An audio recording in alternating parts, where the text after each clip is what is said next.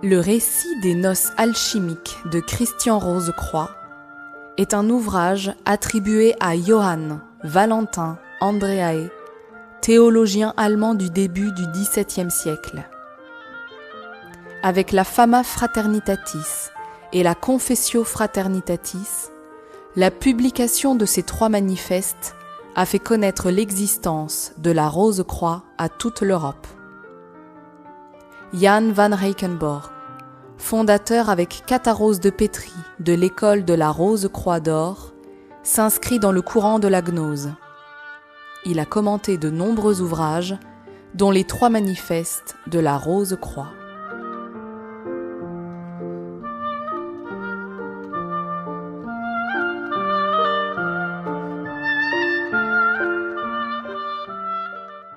Bonjour Didier. Bonjour Geneviève. Alors dis-moi, je sais de toi que tu es un passionné du livre des noces alchimiques de Christian Rosecroix. Tu me le confirmes? Oui, c'est vrai. Est-ce que tu peux m'expliquer ce qui te touche tellement dans ce livre? Ce qui me touche vraiment dans ce livre, Geneviève, c'est le personnage de Christian Rosecroix lui-même. En fait, pourquoi? Parce que dans la spiritualité, nous connaissons par exemple des grandes figures du passé comme Lao Tse, comme Bouddha, comme Jésus-Christ par exemple, qui étaient des êtres exceptionnels, avec une vie exceptionnelle et des enseignements exceptionnels. Et nous pouvons bien sûr continuer à nous inspirer de ces enseignements, Nourrir de ces nous nourrir enseignements. de ces enseignements spirituels. Mais nous ne pouvons pas nous identifier à eux, justement parce que ils représentent en quelque sorte le mouvement qui vient du monde divin pour aider l'humanité qui erre dans ce monde. C'est pour ça qu'on ne peut pas s'identifier à eux. Alors que le personnage de Christian Rosecroix, c'est complètement l'inverse. C'est quelqu'un qui va vivre le chemin de bas en haut, le chemin ascendant donc, du retour au monde divin originel, à partir de l'état qui est le nôtre, qui est séparé du divin. Et donc nous pouvons vraiment nous identifier à lui. Sa difficulté, les difficultés qu'il rencontre en chemin, ce sont les nôtres. Ce sont les nôtres. Et donc il nous ouvre la voie. Voilà, il nous ouvre la voie. Mais c'est surtout le fait que, voilà, ce qu'il nous apporte, c'est cette humilité profonde par rapport au mystère. À la fois, il se sent appelé par ces mystères les plus sacrés, mais il est toujours extrêmement humble. Et c'est ça qui est sa caractéristique et dans laquelle, en tout cas personnellement, je me reconnais, parce que effectivement, ces mystères sont tellement élevés que voilà, il faut avoir vraiment cette humilité et cette aspiration. D'accord. Alors dis-moi concrètement, sous quelle forme se présente le récit? Alors le récit du voyage de Christian Rosecroix, du voyage de retour, il se décompose en 7 jours. On pourrait dire c'est 7 grandes phases, au cours de laquelle il se passe des événements complètement extraordinaires, complètement fabuleux, parfois étonnants, parfois bouleversants. Et c'est ce qui rend le récit extrêmement captivant, parce qu'on ne sait jamais ce qui va lui arriver. Et donc, il y a une sorte d'attraction par rapport à cette narration qui a été... On pourrait dire que c'est un peu comme un feuilleton Oui. On attend la prochaine étape, c'est ça? Oui. Et on pourra en faire une très bonne bande dessinée ou un film d'animation, tellement il est passionnant. En fait, le récit nous tient vraiment en haleine. D'accord. Enfin, je trouve. Hein. Et comme le personnage, on peut s'identifier à lui et qu'il y a cette empathie, il y a vraiment l'impression d'une immersion, quand on le lit, s'immerge dans ce récit. En tout cas, c'est l'effet qu'il me fait. Tu dis donc que c'est un voyage en 7 étapes, c'est bien ça? Oui. Et comment ça commence? Qu'est-ce qui le met en mouvement au départ, Christian Rosecroix?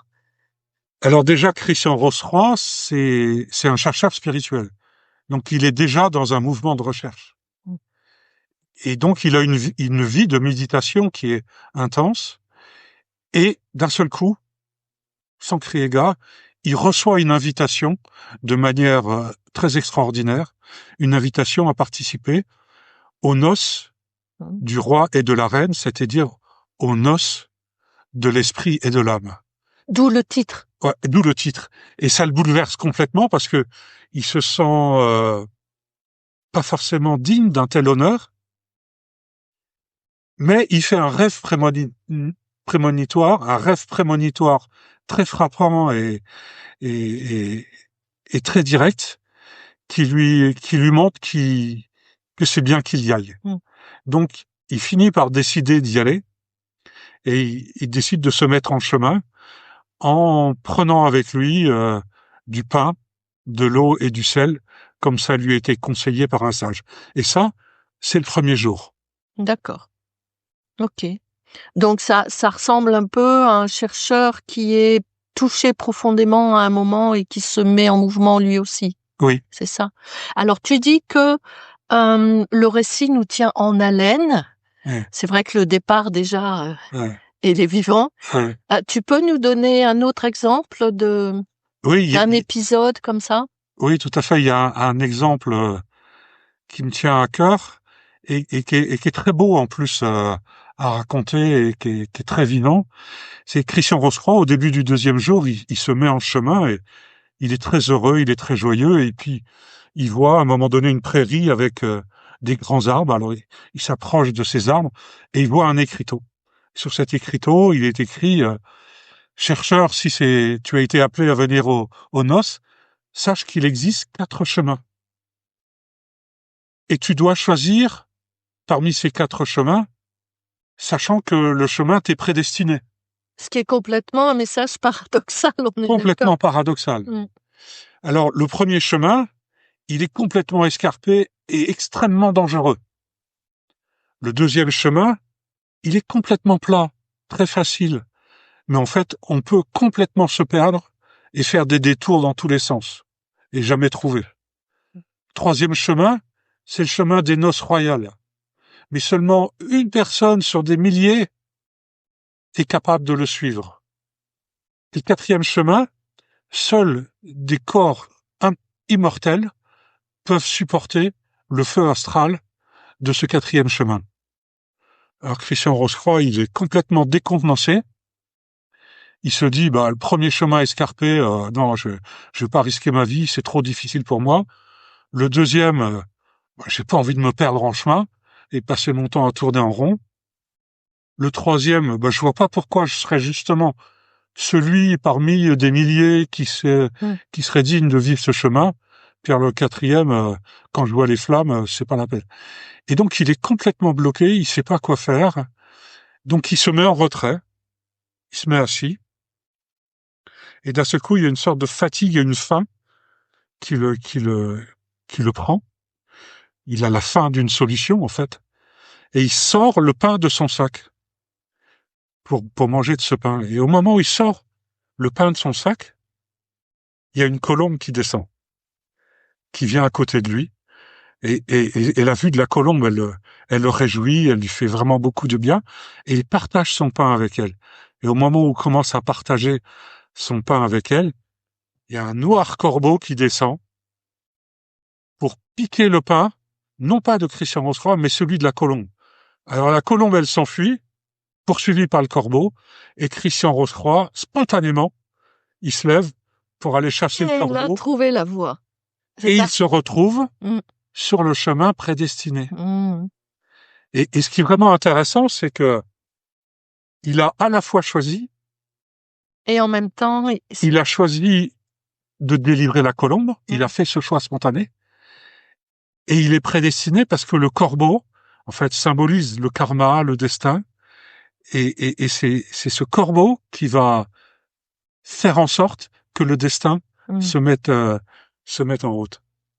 Alors, justement, par rapport à ton histoire, dans quelle mesure tu penses que le lecteur peut assimiler le sens profond et symbolique du récit? Oui. Là, tu nous l'explicites un peu en même temps.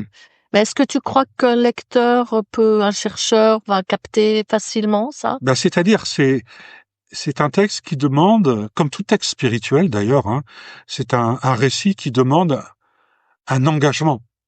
Un chemin spirituel, c'est un chemin qui demande un engagement de celui qui le vit. D'autant plus que nous avons dit que le chemin que présente Christian Rose-Croix, c'est le chemin de bas en haut, c'est un chemin d'accomplissement de ce retour. Donc l'accomplissement, c'est vraiment les actes, c'est vraiment le comportement. Et donc c'est pour ça que ça demande un engagement. Et celui qui vraiment, ou celle qui s'engage vraiment dans un chemin, va pouvoir justement recevoir un écho de ce récit. Ça veut dire qu'il peut rencontrer aussi le lecteur des obstacles et des épreuves dans son chemin d'appropriation. Bah, bien sûr. C'est comme chacun de nous, c'est comme toi et moi. Eh oui. On rencontre tous des épreuves, mais les épreuves sont importantes. Il y a quelqu'un qui dit d'ailleurs que les épreuves, c'est un cadeau mal empaqueté. Donc ça veut dire qu'il y a un trésor caché dans les épreuves. Et donc si la personne rencontre un obstacle à la lecture, par exemple, dit voilà, c'est trop symbolique pour moi. Il y a les commentaires de Jan Fauwikelborg. Et donc les commentaires extrêmement éclairés qui donnent des clés de compréhension, mais des clés qui sont à utiliser. C'est pas des clés mentales. Voilà, j'ai la clé mentale et je comprends tout, comme une clé qui m'ouvre une porte. Non, c'est une clé qui met en chemin et qui deviendra active si on se met en chemin. Si on se met dans ce mouvement d'accomplir le chemin. D'accord. Donc ça veut dire que c'est un livre de travail en quelque sorte, quoi. Ah oui, complètement. Complètement, c'est en ce qui me concerne, c'est un de mes livres préférés de travail. C'est un livre que j'utilise depuis plus de 30 ans et je reviens dessus très fréquemment sur certains passages ou sur d'autres. Justement par rapport aux expériences que j'ai, aux besoins de compréhension ou au contraire aux éclairages que j'ai reçus de ces expériences qui me permettent d'aller plus profondément dans la compréhension du récit. Donc ça veut dire qu'il y a comme un effet miroir entre le livre et celui qui le lit. Oui, complètement. Plus j'avance sur le chemin et plus je comprends. Oui, complètement. Et plus je comprends et plus j'avance. Oui, complètement. D'accord. Tout à fait, Non. Ok. Donc très concrètement, ce récit des noces alchimiques de Christian Rose-Croix est publié en 2 tomes, tellement le récit est dense et les commentaires sont vraiment intéressants, en 2 tomes, publié aux éditions du Septenaire. Il existe aussi une version PDF gratuite qui peut être téléchargée sur le site des éditions du Septenaire. Voilà. Eh bien, ça me paraît être une très belle perspective et merci beaucoup. Merci à toi.